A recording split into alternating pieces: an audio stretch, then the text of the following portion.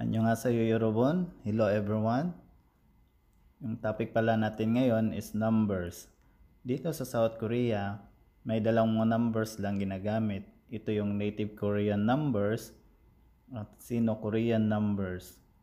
Dito sa native Korean numbers, may nakasulat siyang name, romanization at pronunciation. Ganon din sa Sino-Korean, may name, romanization at pronunciation.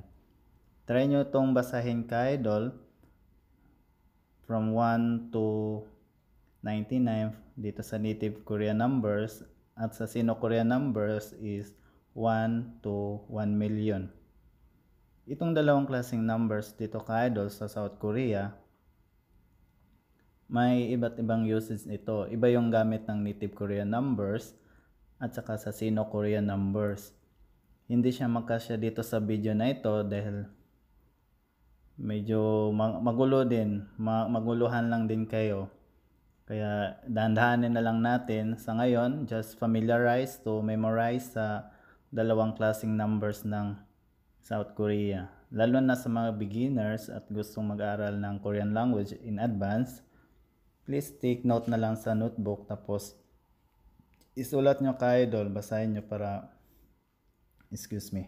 para ma-familiarize na yung mga numbers ito ka-idol.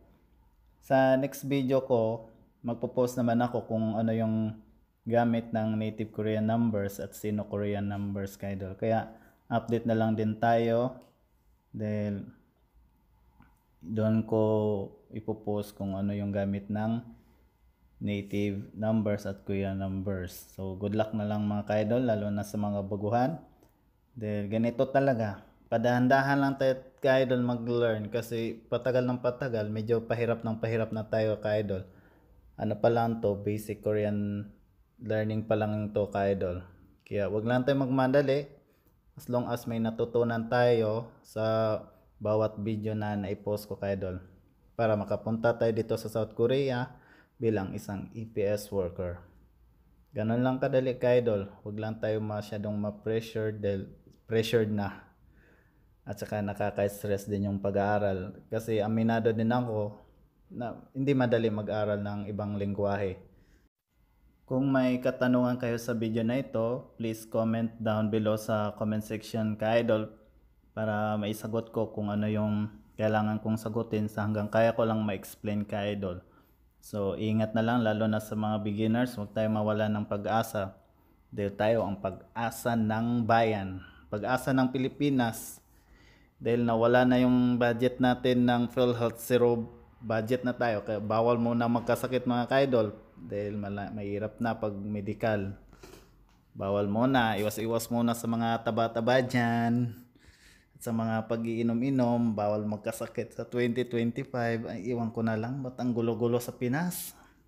Mag-abroad na lang tayo dito sa South Korea ka-idol. Dahil sure tayong magkaka-income pa bawat buwan, may sahod tayong kikitain. Kaya igihin nyo mag-aral ka-idol. Sa ngayon, please just memorize, familiarize numbers. Dahil malaking tulong to sa ka-idol sa pag-learn natin ng basic Korean language.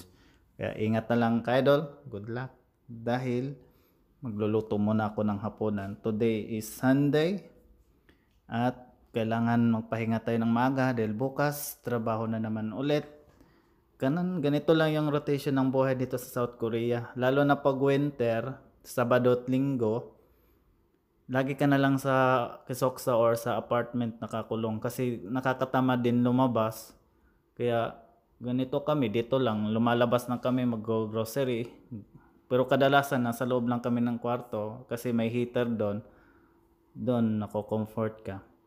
Kaya for more question, please comment down below na lang ka-idol dahil muna ako ngayon, magluluto muna ako ng hapunan. Kaya ingat na lang. Bye!